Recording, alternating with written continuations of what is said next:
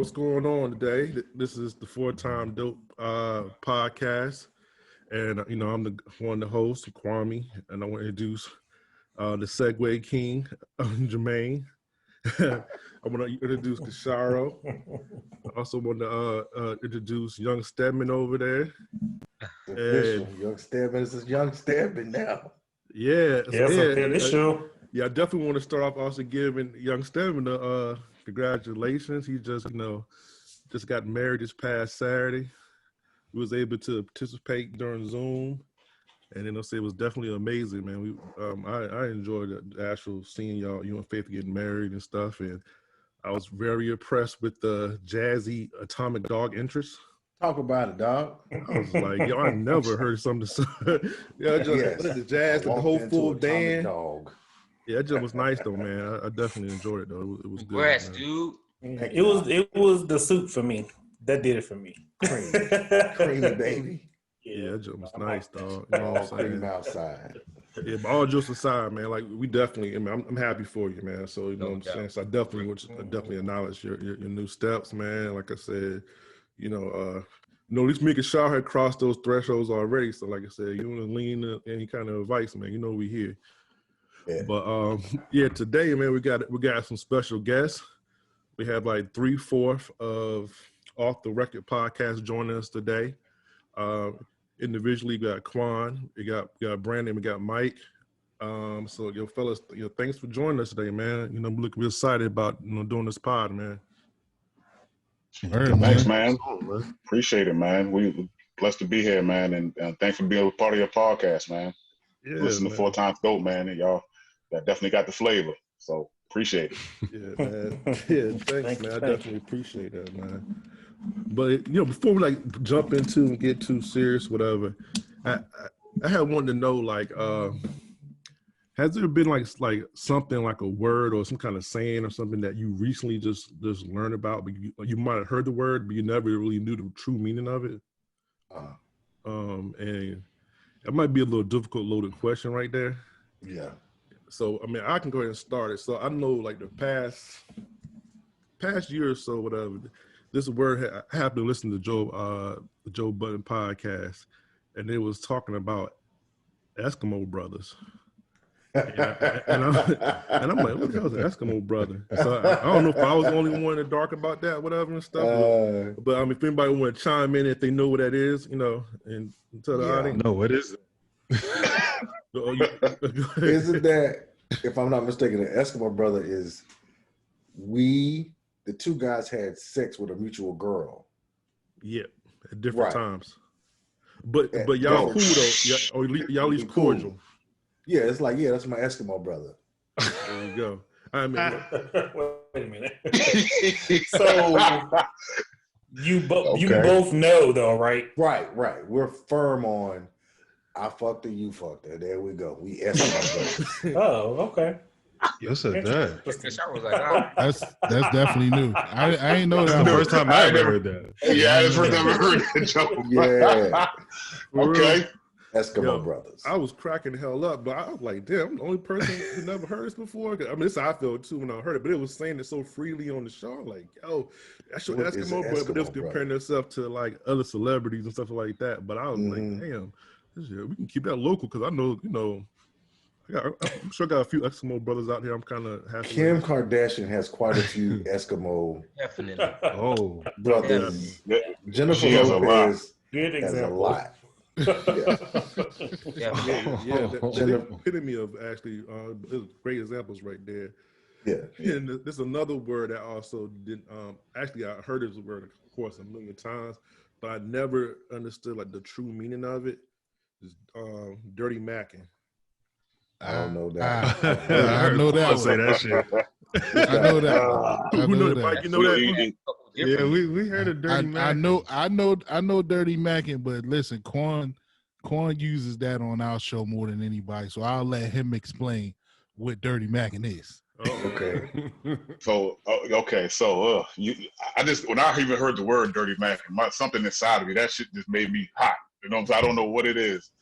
Dirty macking. So the term dirty macking is pretty much when someone else comes behind you or whatever and is throwing slander or throwing dirt or saying something or pretty much undercutting or blocking you to try to get with a female, you know what I'm saying, that y'all both may have interest in. And so instead of just, you know what I'm saying, playing it the way that you're supposed to play and understanding that, you know, there's rules to the game. Yeah, you got this other dude coming around here and throwing low blows and taking jugular shots to the point where, you know, it's an issue. So that's what dirty macking is. So it's synonymous to sucker shit.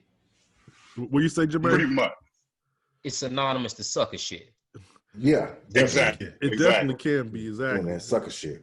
Well, you know the worst. You know the worst thing about dirty macking is, like, if you go even deeper into the term, a lot of times it's like your homeboy or somebody you know. Right. It might not be your homeboy, but it might be somebody you know, an acquaintance. Who, you both feeling the same shorty. You kind of in there. You ahead of him a little bit, and he sweep behind you like, yo. Oh, you know, Corn got 6 baby mamas. There you go. Something like that.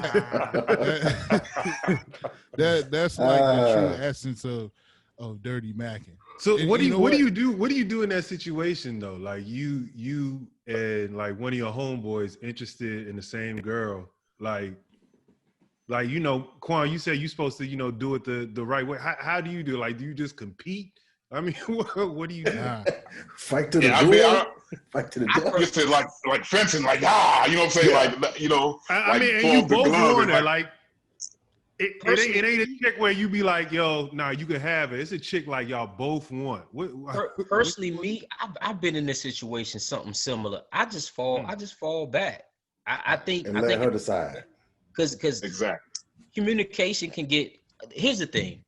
A lot of times, some men can be in their feelings about certain situations, and depending on the caliber of the chick, a lot of dudes probably have never like that's their apex. Like, shit, let me get this, or I want this because this is some elite type situation. Yeah. But personally, I would just fall back. I don't know. Maybe it's just my personality, and maybe it's my 40-something-year-old personality. But I've always been like that. I've never wanted to rant like that ram bunt, head bunt one of my homies for a chick.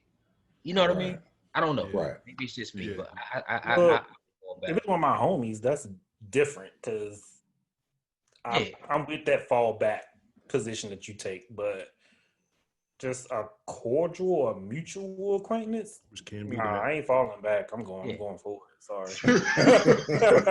Yo, but also, I'm going full throttle. Yeah, if it's one of my homeboys, first of all, we homeboys, we shouldn't be doing that shit anyway. Right. We should understand rules of engagement. But if it's just like somebody like a fourth cousin or fifth cousin or something like that, then it's open season. So yeah, I'm sure we is. Yeah, but also it's also levels too. Because dirty macking, somebody can be with somebody, and they get like in an argument with the girl, and they might say something like, "Dang, you know, what I mean, he don't appreciate how you the queen you are, or how smart you are." It's very slight, and it's not over the top, so it doesn't seem overt. But niggas putting the little seeds in there, so when it goes wrong, hey, I'm the guy that was giving you all the compliments and everything else, man. And that junk is straight dirty, man. There's hit songs where they talk about, yo, girl, he can't do you like I do you and shit. You know, that's Usher. songs made off of Dirty Mac. The free Dirty Mac. If you really think about it. Usher got a jam out, y'all. Come on now. What's that song Usher had? What remind me? I'm sure Usher got I'm sure he got some Dirty fucked up Mac shit songs too. Yeah. He got quite a up in the Usher shit. And even on another level, like, I don't know if y'all seen the clip from Deion Sanders today. Doing signing day. He did a clip on his IG talking about how like the Power 5 schools is hating on him. Yeah, they are. There's and gonna they be some. They hating hard. So like you got players transferring from Division I schools down to Jackson. They're not gonna let that shit go. Yeah, and he said like the Power 5 schools is calling these kids like they can't afford this, they don't have this, they don't have that. So that's a form of dirty macking too. That's yeah. the best Dirty Mac you ever good watched. Yeah, that's super I was Dirty wondering Mac. how you was gonna connect that. I was waiting for the. I mean, but you they that signed. nice. Well, Yeah. Yeah, but you see the form of that, right? If the NCAA is going out and they're just they don't have this, they don't have that, they don't have former Dirty Mac, right? But you see how it just so many NCAA. violations. He might have one season there.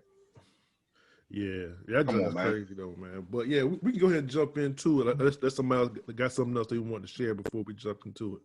Nah, we good. So so what I wanted to ask, like I said, we got Off the Record podcast here, and I don't know, and from my understanding, y'all been how long y'all been doing it for the audience for been doing the podcast thing and recording and putting your information and y'all great content out there.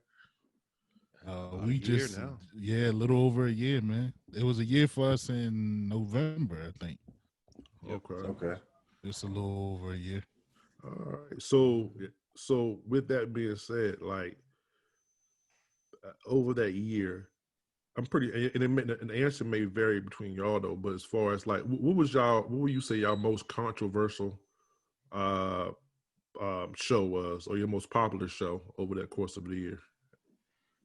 Well, Mike, you can go ahead since you spoke up about Man, I say the most controversial. So I got two. It was hard. It was a hard choice for me. Okay.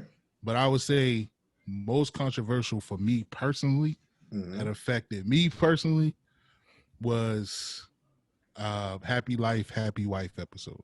Oh yeah.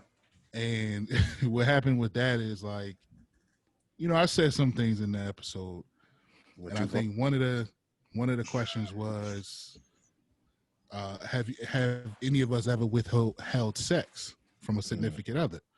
So I said, yeah, I did. Right? It's out of control, Mike. So he ain't got none since then. So, like my lady, her friends and family, they support the show, which we appreciate. They listen. Yeah. So she started getting calls like, oh boy, yo, what happened? Like, why would he withhold sex from you? And what? And I'm like, yo, they do know like you wasn't the first person I ever dated, right? Like, it doesn't mean it was you. So, yeah, like obviously it wasn't you. So, I had to deal with that a little bit. And then I'll say like controversial / most impactful was we did an episode on malicious mother syndrome, which is if you guys, for the listeners, if you aren't familiar, it's a situation, it's a real thing where you have mothers out here that try to turn their kids against the other parent, the dad. Yeah. Go to court trying to make up stuff, saying that you showing up at the house, you did this, you did that, and you really aren't doing that.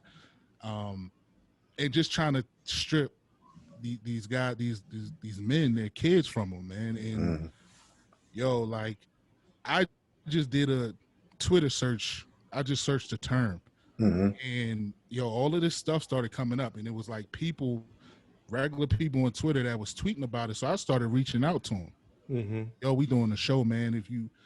Can I interview you or whatever?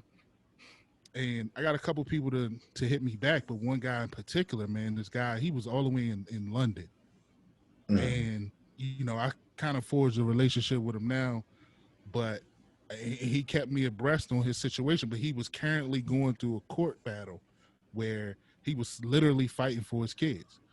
And he was telling me like, man, she's turned, like, my youngest kid doesn't like me and this and that because the mom told him this and told him that. And it was rough. It was like, it was sad. It was sad. And so he kept me posted, and thankfully, he made out, he got custody of his kids and stuff like that. So that's good. But yeah, I would say that was probably one of our most impactful episodes for me. Okay. I'm gonna get back to OTR. What about Jermaine? What would you say is, in your opinion, what was one of our most impactful, controversial shows? You know what? I got a couple too, but I'm gonna say that our childhood trauma episode was very impactful for me because I think at the end of the day, some of the topics we discussed, they just hit home, and also, you know, Kasharo relinquishing, taking us back to freshman year and some of the things he was going through. I know it pierced my soul, man. You know what I mean? Because you know, I know for me, I was like, damn, I wish I could have helped, but he, you know, he was like, well, you did, you know, you guys were helping, but it just didn't sit well with me in terms of like what I couldn't do, you know, to kind of help him. But that episode definitely it just gave me a whole new outlook on Kasharu's strength, right? Right. It made a lot of other stuff make more sense. That episode first and foremost, and the colorism episode we focused on. Yeah. I think that was impactful too. Yeah. Yeah, I had some girls hitting me up on that one, talking about we hit home on that one because, you know, it was kind of, you know, especially some of the darker skin sisters been through a whole lot, whatever and stuff, and they was glad that we spoke on that. So I definitely. I had some folks hit me up and said maybe we can revisit that in some form or fashion in 21, right? Come back to it, maybe let some women come in on that and sit in on that. That's fair. I think it's fair. I think that's more than fair. So, Brandon, what about you, man? What would you say one of your in your opinion is if it differs from Mike? Well, Mike did take mine. I was gonna say malicious mother syndrome, but if I was gonna choose something different, I'd probably say maybe the Master P episode. You know how, you know, folks were saying that Master P wasn't doing enough for his brother and everything, and it's like, you know, at what point is enough? And, he told him numerous times to get his shit together, and he wouldn't. So right, what you want me to do? And I think you could hear, you know, if you listen to the episode, I think you could hear, you know, how it hit home in our voices and stuff like that in some of the comments. So I would say that episode. And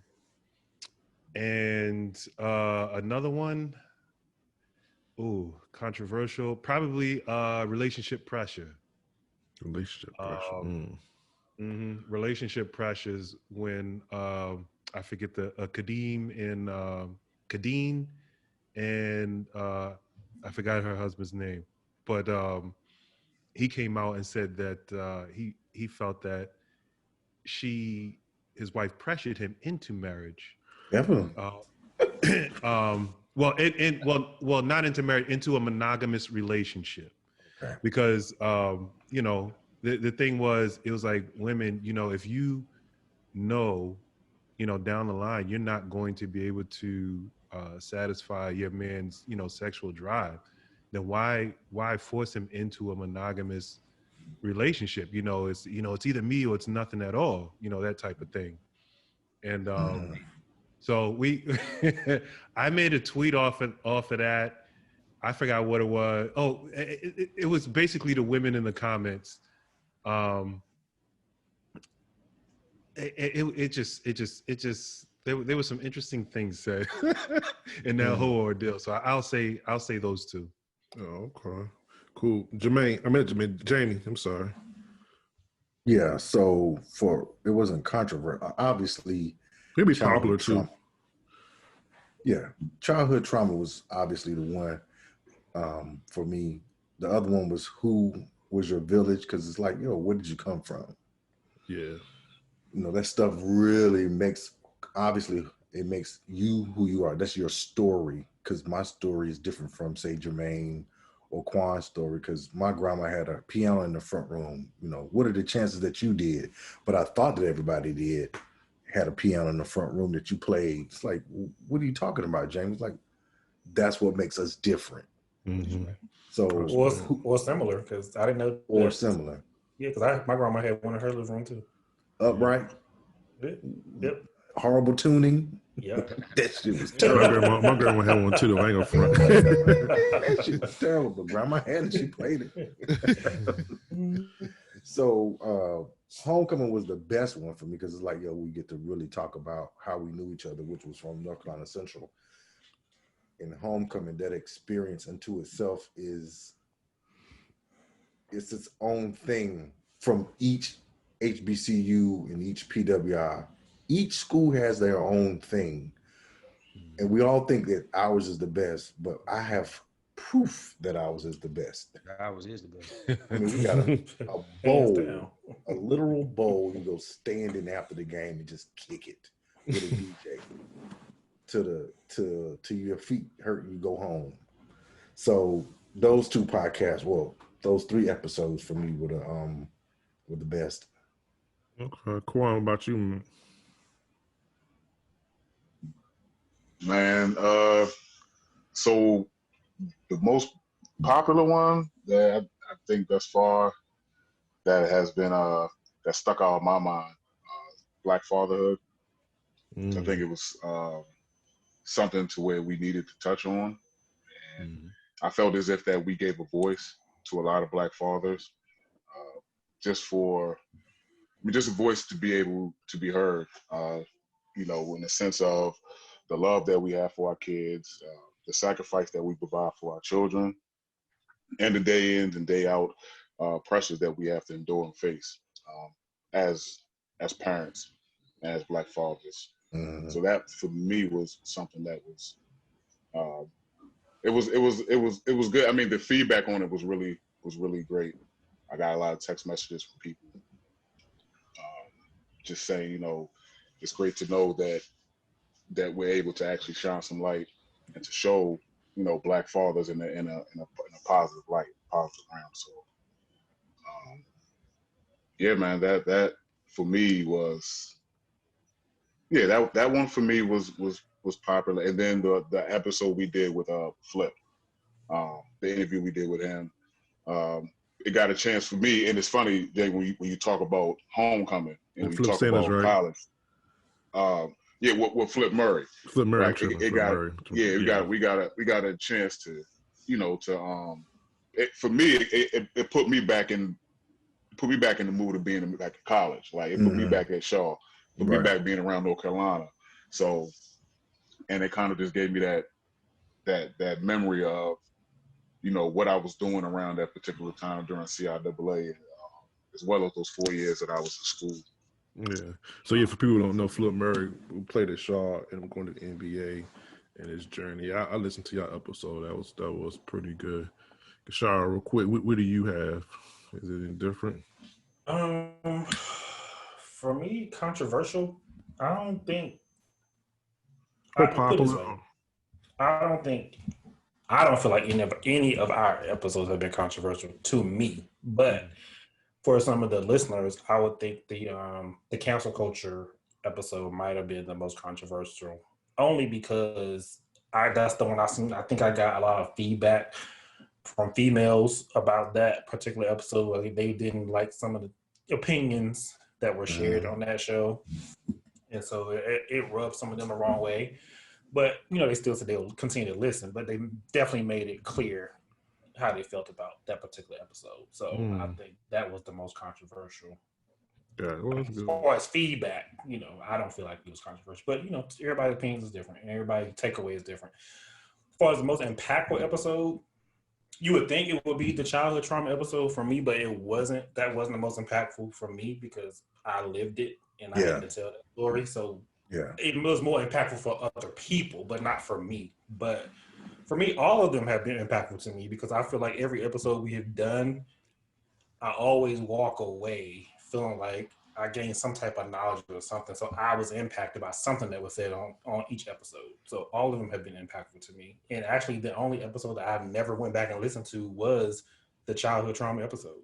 I've listened to all of them except that one because I didn't feel like I needed to because it was my story. So yeah. That's true. Yeah, I mean, for me, like y'all kind of covered it on my end. So yeah, I mean, the only thing I could say I enjoyed the most was the actual the worst and best road trip. And I think the part when Jermaine was saying when Hart was on top of that desk and sleep on the desk, and you say he had the skirt on with his balls hanging out, like that just was hilarious. Because I never heard that story before. So it was like me listening the first time, I was like, damn, that just was funny. Off the record, guys, yeah. So all of their road trips that were bad, I was the central figure in all three of their stories. The common denominator. Common denominator was your boy. Win some, you lose some. Hey, Kwame, I thought I told you that story though. Man, I never heard it until that day. Till you shared, I was dying laughing. That was hilarious. It was up when I started seeing it. It was like this. Yo, when you said the maid's gonna quit that day after homeboy was acting up, quit that damn job. Yeah, I was freaking dying. But yeah, so we all been doing this podcast thing.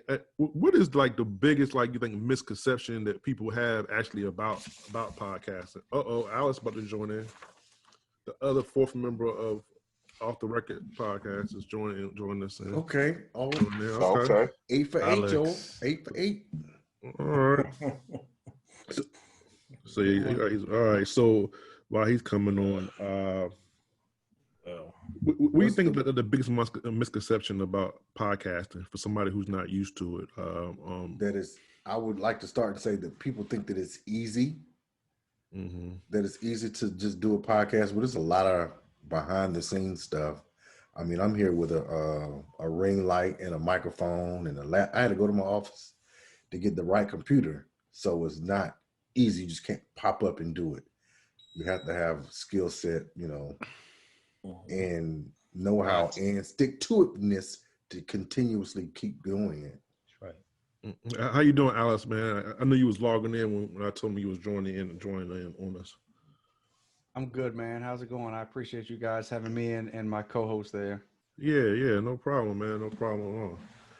Yeah. Welcome. What about for Off the Record? Well, Mike, go ahead. What's the biggest misconception that y'all had, or you know what I mean, or the things that you feel like y'all dealt with as far as being an independent, podcasters?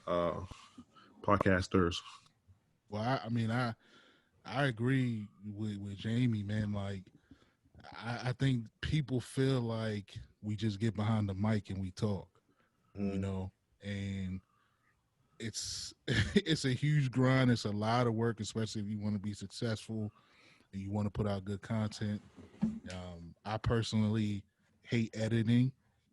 So when I edit, I'm fussing, and I'm cussing all three of my compadres out while I'm editing. Like, God damn, Quan, just say it. God damn, like he's sitting right here, or Brandon, like, yo, what you say? Like, so. Well, people don't see that part, man, and people don't see the behind the scenes, like anything even as small as mic checks and all of that promotion. Like, yo, it's not easy. It's not just getting behind the microphone. It's a lot of work. In reality, also like a second job for a lot of us. We put in a lot of work doing this. So, yeah, I would have to agree with my man that. That's probably the biggest misconception, because when you get people hitting you like, yo, I want to start a podcast, yo. Like, yo, what I gotta do? And you start breaking it down, and they like, damn, you do all that? Like, man, it's real. So yeah, I would agree. Okay, some work. Hey, Kashar, can you go and share real quick, like some of the problems or not problems, but some of the questions that come up actually getting the audience to understand and listen to how the podcast work, like especially when we first started, and and we were trying to get people to listen or whatever and stuff like. Some of the questions I know I get a lot of. I missed it. When did y'all do it? How can I catch it? I'm like, well, we're not live. We record. We know we haven't done that yet. How do I? What platform do I go to? How do I subscribe? Yeah, how do I subscribe? I think has been the biggest one that I've gotten the most. How do I subscribe? I gotta have a subscription. I don't have Spotify. Nah, bro, you don't need a subscription to listen. Just go search it up. It's right there. Yeah, people don't understand it, man. I'm trying to tell you. What else? But I think what I've gotten though from a lot of the older people, I think is a misconception. Well, we don't know because we're not there yet. But how much y'all get paid? Somebody asked you that? Like, are y'all making money? Like a lot of the older people, like I have some family members who asked that, like, oh, y'all must be making money. Y'all out there like on the radio and on TV. I'm like, no. No, that's not how it is. So I think they don't know. It's kind of like older. It's not their lane, so it's kind of like trying to explain it to them how it works. Is a lot. Well, some people think because they see you on a screen, you're automatically rich or making money, and that's not the case at all. Well, first of all, people don't understand the whole thing about like sponsorships and everything else. And if I'm mistaken, like y'all have a sponsorship, right? Correct? Or sponsorships? Or y'all working on it? Alex, do you want to get into how the sponsorship thing, how that work, whatever? Because part of it, I want this part to be educational for some people too, as well, and share some of our experiences, with this whole podcast game thing. Yeah, I mean, so you can get sponsorships by either local companies or national companies sponsoring an episode or sponsoring your entire show, just like they would a TV show or a movie. The same premise. Sponsorships are difficult because for it to make sense for your mom and pop shop or a major brand, you need to have a certain amount of downloads and a certain amount of listeners, right? They're not going to pay you if you've got 2 listeners. That makes no sense for them. So you need to have an audience, but then not only that, you need to understand what your audience looks like and what their behaviors are, so that you can link those listeners and those behaviors back to specific brands or specific companies. And even beyond that, advertising. And so, just whether it's commercials on your podcast, ones that you read from a script or ones that you add in electronically, those are hard to come by as well. And I think people tend to think that, oh, someone's going to pay me $100 an episode or whatever when I'm starting out. Nah, I mean, most people, you need to understand what CPM is, cost per mile, and how that relates to how companies and different sponsors are willing to pay you for your downloads. And so all those things are important. So you have to know how to position yourself, because with, podcasting is young, it's a growing industry, but more and more people that get into it, it's harder to make money from it. And there's more money coming. Right. But you have to understand how to position yourself to make your show attractive to sponsorships. Yeah, I definitely agree with that. And that's a because it's a different lane for everything, and that's one of the things that I think I learned when we first started out was understanding that you're not going to appeal to everybody, but that's fine. Like, we are our own content creators. We can kind of do and move how we want to move. And it's okay if it's not for everybody. But I think some of the benefits of actually doing a podcast is how you consume it. You can actually listen to your podcast and do other things. If you want to clean your house up, if you want to work out, or if you're in traffic, and you can multitask with by doing it. You don't have to necessarily physically look at it. Some people prefer to do that. Though actually, I prefer to listen to it without really looking at it. I think Jermaine prefer to look at it, but a lot of people I kind of prefer to listen to on YouTube or something like that. But that's the plus side of it. And I know I did some research as far as I think 800,000 podcasts is out there. Numbers might be a little bit skewed at this point, but a large amount, at least probably half of it, don't even have 10 episodes yet. So a lot of people try fickle with it a little bit, you know what I mean? And then it's not really necessarily they don't stick with it, you know what I mean? So yeah, I think it's one of those things that, you know, people just need to know and understand, like I said, and some of the things, especially being Black podcasters, and it's like, right. This whole thing. So it's like a community, you know, and I see that y'all do a good job. I see Mike posting all the time. He's bigging up a lot of different podcasters out there, you know. I mean, and so and that's one of the things. It's like its own different lane. Me and Quan had conversations about it and how, you know, y'all I think I did a show with some guy out on the West Coast or something, or I don't know. That ring a bell, Quan? Yeah, we've done some shows. There was a cat your brother, Quan. But we did too. I think we did the Information Man. He was out on the West Coast, and then we did. Yeah. You know what I'm saying? We did. Yeah. Shout out to my man, Information Man. You know what I'm saying? He did his thing. So yeah, and then my brother, we did the West Coast interview and everything. So I mean, yeah, man, it's an amazing ride. It's an amazing ride, and once you get a chance to kind of link and venture out and network with other people, man, like-minded Black content creators, man, it's a great feeling. And you know what? Let me echo that too. I think at the end of the day, it's an awesome feeling when you get through the first episode.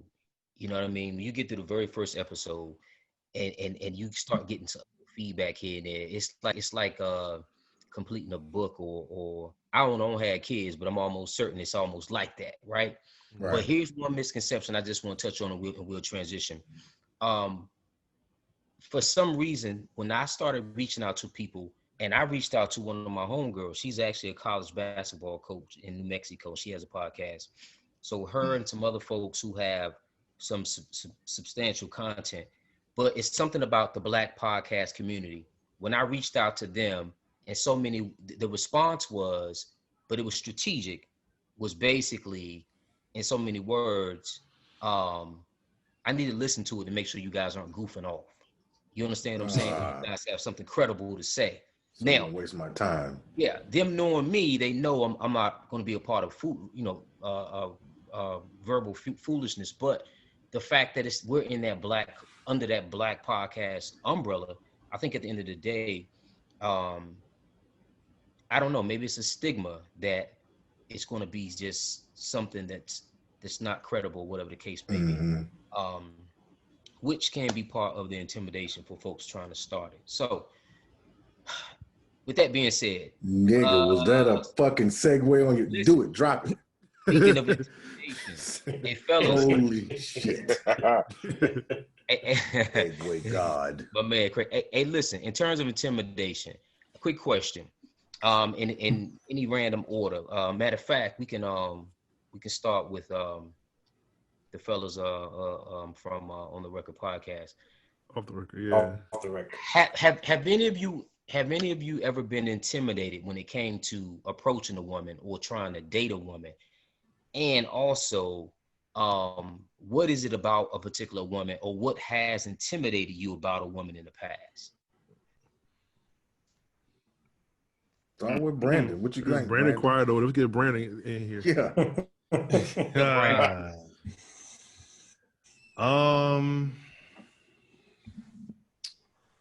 I mean, when I was younger, I guess, yeah, I was maybe intimidated to approach a woman or something, but I think I grew out of that not too far after college, I guess. Probably sometime in college. So I if I really wanted to talk to somebody, I would go up to them and say something. If I didn't think I had great chances or whatever, or I just didn't feel like being bothered, nah. But I will say there was one person I did date, and I approached her, but like for whatever reason, I was nervous around her. I don't know why.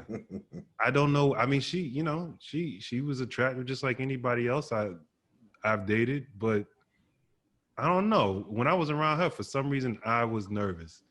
But she wasn't she was cool, and we still friends. I don't think she's a one guy woman. So I left that alone. That's not what I want. Hey, Mike, what'd you say, man? Man, yeah, I've been intimidated before, and I think what would lead to those situations for me back in the day was like, man, you know how you see this girl that like she bad to your eyes. You don't care about what everybody else think, but to you, she the baddest thing in there. Yeah. And you peeping the scene, you peeping her out for the night, seeing how many dudes in her face, who face she in, blase blah. So you kind of falling back. You know you you in the corner like this, right? You know, hyping yourself up like, all right, I'm about to go do it. I'm about to go do it. You know what I'm saying? I'm gonna pull up. You know what I'm saying? And we hyping you up, yo. Go holla at her, go ahead, yo. Go get it, yo. Then the fellas hyping you. Then you start walking over there. You like, nah. Yo, hold up. Like typically, for me, it would just be just like, yo, if I felt like, yo, I mean, listen, I don't know if I speak for the masses, but I feel like I feel confident in saying that every brother has felt like they outkicked their coverage at one point in time. Every time. Yeah, of course. Yeah. At some point. I will outkick that coverage. Yeah. So I see it no other way. So if you like, when you're not, oh my bad. No, go ahead. You good, Mike. So if it's a situation like that where I felt like, yo, if I pull this, I'm out kicking my coverage. I'm a little intimidated at that point, but it's usually something like that. But once we get to talking, then that's it. Once I break a conversation, then I'm good. But it's just that initial like jumping over the hump. Like, all right, you know, let my boys, they still hyping me, patting me on the back, pushing me over there. Finally, when I get over that, then it's like, all right, right. Once you get past the rules of engagement, it's a done deal, right? It's a wrap. Alec, what would you say, man? Man, I've never been intimidated. Like, Talk about it. When I was out there like that, like my confidence was at an all-time high. So even if I'm sure these men would tell you they were out with me. So like I did see him glide across the room one time. I don't know how he did it. He wasn't walking. I know that he was gliding. He was diddy bopping. That's what he was doing. Damn. I mean, I always looked at it like this: if one said no, the next one wouldn't. So, I mean, I never felt a reason to be intimidated. And I think what also helped with that is like every woman that I actually like really wanted always was interested. That didn't mean it really went anywhere, right? Must be nice. They were always interested. Must be nice. So I never felt like I was out of my league. Definitely. Okay, Quan, what you got, man? Man, yeah, I mean, just like what Mike said, man, there's times where you may feel intimidated. I feel in the middle because there's been times where, and I'm not, by all means, y'all know me, so I'm being modest as I can be. There were times where I really didn't, like I was always kind of just in my own zone or doing other things. So I really wouldn't notice it at times. So, I mean, there were times where I really didn't have to, but then there were times where I really did, would have to work. Yeah. More so like maybe when I was in college, I maybe, had to work, but I think it was also as a young man, you kind of have to understand, like you said, the rules of engagement, attraction, you kind of have to understand what you're doing. You know what I mean? Like sometimes you can't just go in willy nilly. So a lot of times if you don't know, you don't know. And there were times where I would go in situations where I wouldn't know and I would fall flat on my face. But then, there were other times where, I would do my thing. You know, being modest. I would sound like Dark Gable, but then other times I'd be shook. You know what I'm saying? Like other times I'd be scared. I'd be like, yo, you know. I guess the question is like, what would be the characteristic that actually might shake you or make you like the woman's beauty? Like what would it be like to make you like kind of hesitate? You know what I mean? Like to not fully go at her. Yeah. Well, like I would probably have to look at the scene, man. Like, yeah, the beauty, like, man, she fat, like, you know, yeah. Then I would kind of have to look at the scene, like, you know what I mean, who around her? If she, you know what I'm saying, she around a whole bunch of dudes' faces, you know what I'm saying? Like, right. So for me, it kind of would be like, all right, I would kind of like, all right, it's the environment, it's the vibe. You know what I'm saying? If I see that she like, like I said, a whole bunch of dudes' faces, I probably would be like, you know what I'm saying? Like, I probably just fall back, whatever. But if she's kind of like subtle, she kind of, you know what I'm saying, to herself, you know, yeah, you can see some dudes in her face, whatever, but it ain't like that, then, yeah, you know. Okay. All right. Hey, Jamie, what you got, man? Yes, I have always been intimidated by this girl because I'm always out kicking my coverage. With my wife, I kick my coverage. I went too far. I did too good. You do that shit on purpose. I do that shit on purpose, nigga. Shit. You got that shit on purpose. I'm looking at myself in the mirror like, I did that dumb shit. Look what I did. No doubt. What intimidates me is how smart. You can see how smart a girl is a lot of times. By the way they talk or whatever. So I'm just not going to just walk up to a girl back in college, let's say that. But now it's like you have to do your research. You know, you would follow up on Facebook and see who is this person. So you could just see, I'm intimidated by how smart girls are because I want the girl to be much smarter than myself because I'm not as bright as I appear. So I just want to know, you know, and is them titties big? That's very important. That's key, man. Is them titties fat? The titties big. Because if the titties are fat, you like Stedman can't come in the room. So if they're a B cup, you're not with it? Can't hear you. I don't know what you said. What you say now, what? B cups. The B cups are not intimidating at all. Nah, not at all. Get out of here. You should wait up. Okay. What you got? Oh, man. That is funny. God. Get your weight up. I'm kind of like what Alex said.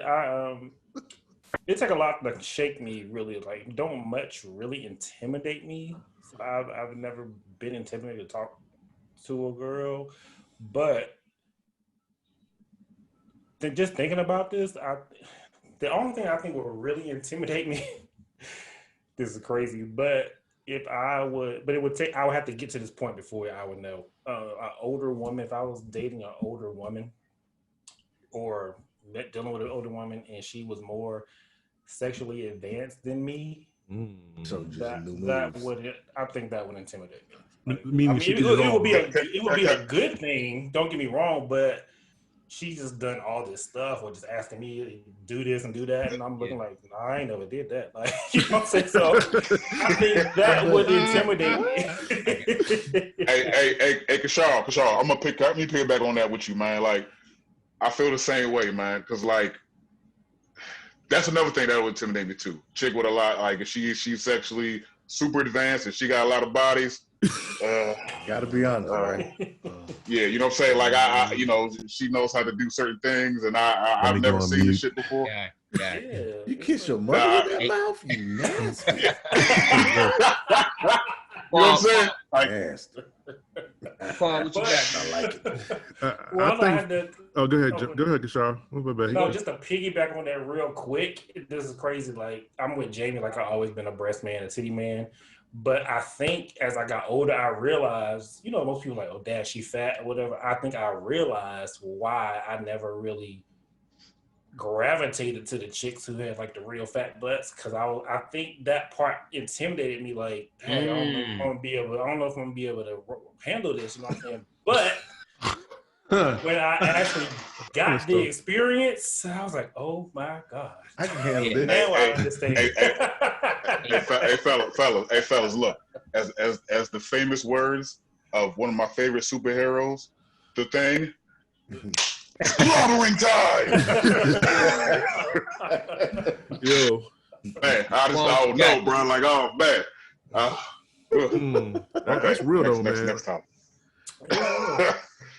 Oh yeah, I think, but for me, I can't think about like a situation. I'm sure I have not been intimidated by ladies before, but I think this situation would intimidate me is actually not a woman that has a lot of money or has a lot of status on their own that they earn. Like if they like they smart and if they and they they got a great job or they make a lot of money, and if the chick is into me, I wouldn't she's talking to me, she must be into me, so enough for me to kind of see what's up.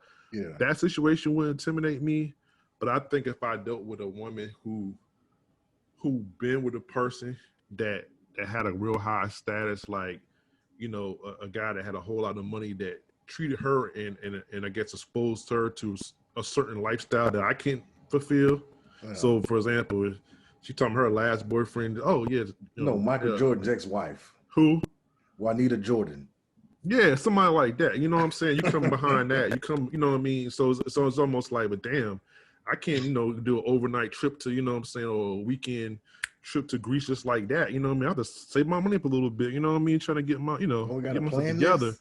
But if that person, she used to that lifestyle and I can't afford to give her that lifestyle, I think that will probably, I don't know, I think I'll be intimidated by that situation right there. Because I can't, I don't feel like I can compete at that point. Interesting take. And that's valid. Hey, look, let me just finish this up real quick. So Mike, you talked about out kicking coverages, right? Yes, sir. All right. So Mike, I'm almost certain you know what cover 2 is. That's zone, right? Yes, sir. Hey Mike, I blitz even when the zone coming, baby. Hey, I'm going up the middle. Mike, you call zone, I'm still blitzing. Going up the middle. And my homeboys right now, hey Alex, I heard you say something that I like, right? My homeboys will tell you, like, I'm 4'5", 5'10", 6 foot. They all coming down. Like, listen, man. They all coming down. Put a leash on, well, you used to have to put a leash on me. Let me say that now, right? But I will say that I never had a problem. I never had breaking up, and it was genuine. I'm on go. Oh, can y'all hear me? Can you hear me now? Still a little slow. Try it now. Oh, my bad. All right, can you hear me now? Yeah, you're fine. Yeah. All right. I never had a problem setting it off, going to get it. I think it was more exciting for me.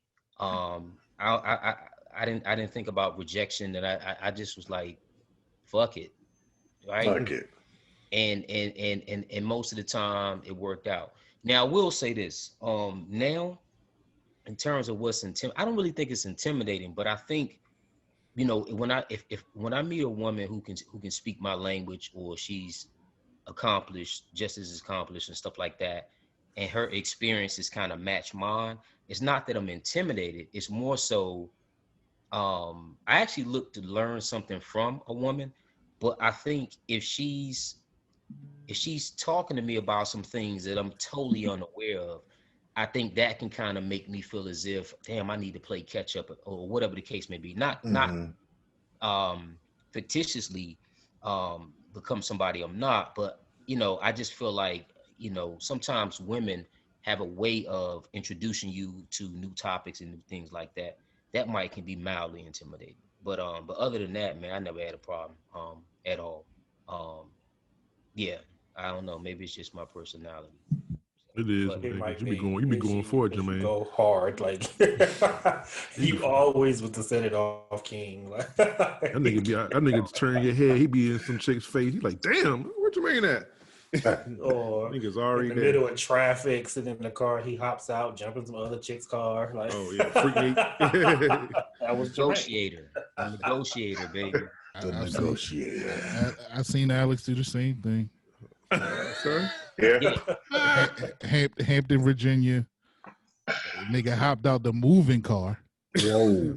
I'm like, I'm looking at him like, nigga, you know this car moving? Mike, man, he bagged it up though. I can't be bad. He bagged it up. So It's all about that bag. I'm a testament to especially these three. I've been in situations with all three of them, and I've literally seen women just glide to them like it's nothing. Oh my God. I literally I've seen it, and I've been like, damn, like, yo, what? You know what I'm saying? Like, so anything that they saying, man, like, yeah, they all three of them, they book them like no other. I love it. Yeah, gotcha. Oh, you have your stories too, Quan. Hello, I'm looking for Quan. You remember that one? Oh, yes. I should call her from London. It's time for the part of the show that we love the best. Well, one of the parts of the show that we love the best. It's time for our dose of dopeness highlight of the evening. And it's only right. It's only fair. It's only right. Right. Off the record, you are our dose of dopeness feature of the evening. So this will be y'all time to shine. Let the people know where they can find y'all, how they can follow y'all, how they can listen to y'all. Go for it. Go ahead, Mike, the hype man. I'm the hype man. So look, man, it's Off the Record podcast. You can find us on all your streaming platforms. You can find us on Twitter at OTR_pod. You can find us individually. We follow back. We shoot the shit with you as long as you ain't on that shit. You can find us on IG at OTR_podcast, Facebook, OTR_podcast. We are also on YouTube, Sportscaster. We everywhere. So check us out, man. Off the Record podcast. We appreciate y'all. We appreciate all the love, all the support. Salute. Salute. All right. Thank y'all for tuning in with us tonight. Thank y'all for joining us tonight off the record. Everybody know where y'all can find us, 4x Dope Podcast on IG, Facebook, Twitter. If you have any questions or comments, you can hit us up at 4xDopePodcast@gmail.com. Until the next time.